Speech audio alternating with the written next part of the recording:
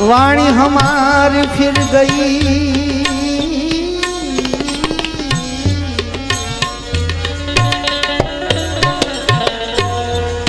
वाणी हमारी फिर गई, यही धरती यही देश, खारी हती सो मीठी भई, ये मारा सतगुरु ना उपदेश। ए जी गुरुजी महामंत्रनो ए मोटो महिमा, ए वखाणु ब्रह्मना भेदमा,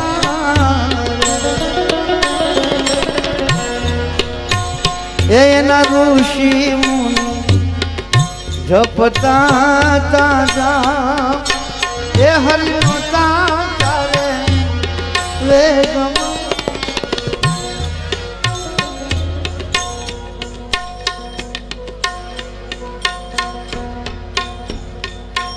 बावन अक्षर सौ कोई बूझे धरे एक नु ध्यान। करसन भाई 52 अक्षर सौ कोई बूझे धरे एक नु ध्यान, जोधा प्रतापे भणे भवानी दास एक अक्षर માં નામ, એક જ અક્ષર। લાલ બસ, જ્યાં લાલ બસો છે ને એની પાછળ સુવાક્યો લખેલા હોય છે।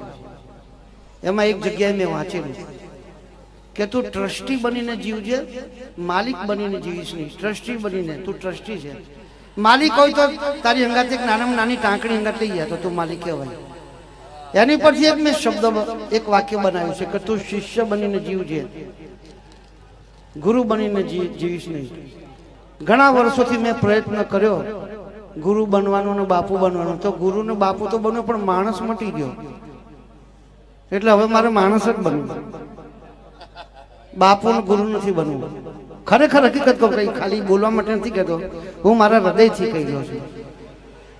કારણ કે હમણાં એક ભજનનો અર્થ સમજાવવો બહુ જરૂરી છે।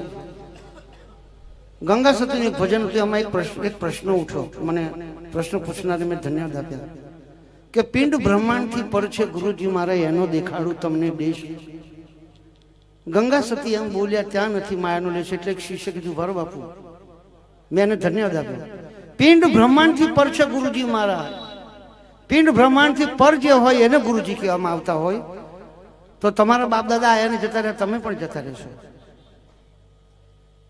ગુરુ એટલે શું, ગુરુ શબ્દનો અર્થ શું થયો એ હું તમને સમજાવવા માંગુ છું। પિંડ બ્રહ્માંડથી પર છે ગુરુજી મારા, એનો દેખાડું તમને દેશ। ગંગા સતી એમ બોલ્યા ત્યાં નથી માયાના લેશ, જે ગુરુનું સ્થાન છે ત્યાં માયાનો લેશ નથી। એનું આ ભજન જે ગુરુજી મહામંત્ર એમાં છેલ્લાવશે એનો અર્થ। એટલે તમે જ લોકો જેને ગુરુ માનતા હોય એ માર્ગદર્શક છે, માર્ગદર્શક। તમે જેને ગુરુ માનતા હોય, તમે જેને માર્ગદર્શક માનતા હોય, એ ભજન કરવા માટે તમને એક જ શબ્દ આપ્યા, એક જ શબ્દ। એ શબ્દ સૃષ્ટિની શરૂઆતમાં હતો છે, એ શબ્દમાંથી 52 અક્ષર, 4 વેદ બધા જ એમાંથી ઉત્પન્ન થયા। 4 વેદ, વાણી, પૃથ્વી, પૃથ્વી, ચંદ્ર, આકાશ બધા એમાંથી ઉત્પન્ન થયા। એ જે શબ્દ છે પૃથ્વીની શરૂઆતમાં હતો છે, સૃષ્ટિનો નાશ થશે પણ શબ્દનો નાશ નહીં થાય। એ શબ્દ એ જ ગુરુ છે, એ શબ્દ એ જ ગુરુ છે। નહીં ત્યાં સુધી જે પહોંચે છે ને એને પછી બધી વૃત્તિઓથી લીન થઈ જાય છે। એ જે શબ્દ છે એ શબ્દ પાછું તમને કહું, એ જે મૂળ શબ્દ છે ને એમાંથી સોહમ શબ્દ બનેલો છો। તમે સોહમ સોહમ કરો છો ને, પણ એ જે મૂળ શબ્દ છે ને એનો હું અર્થ આ ભજનમાં સમજાવવા માંગુ છું। સાંભળજો, એ ગુરુજી અસલ યુગમાં નોતા રે આધાર, એમાં મારી સામે જોજો, એવા 50 કરોડમાં પાણી રે। એ ગુરુજી અસલ યુગમાં નોતા રે આધાર, એ 50 કરોડમાં પાણી।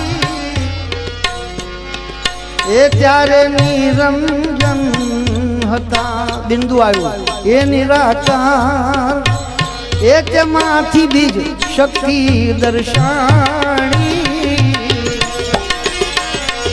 ત્યારે નિરંજન હતા એ નિરાકાર,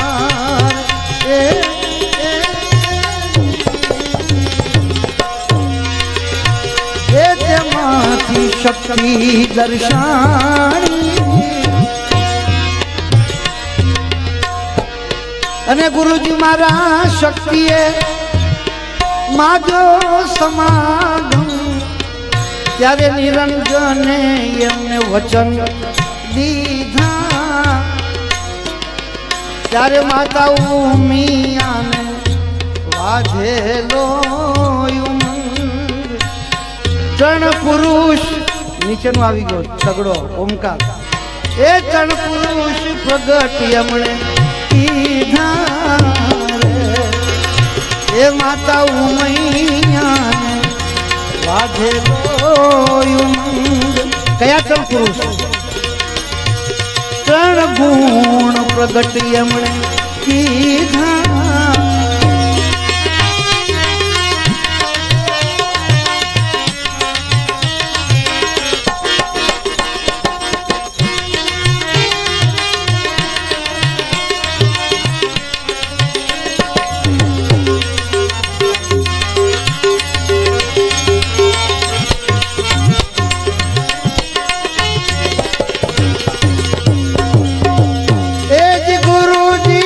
બ્રહ્મારે વિષ્ણુ ને મહેશ, રજોગુણ સત્વગુણ તમો ગુણ,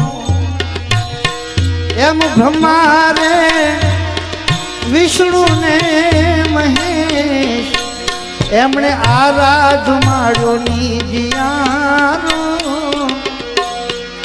ત્યારે આ માતા ધરતીના, આ ધરતી નહીં એ આ તો ધરતીના બાંધેલા ધર્મ, એ બીજાર ધર્મ તેદી,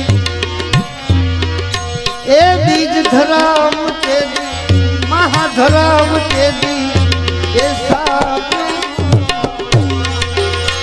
એ માતા ધરતીના બાંધેલા એ ધર્મ,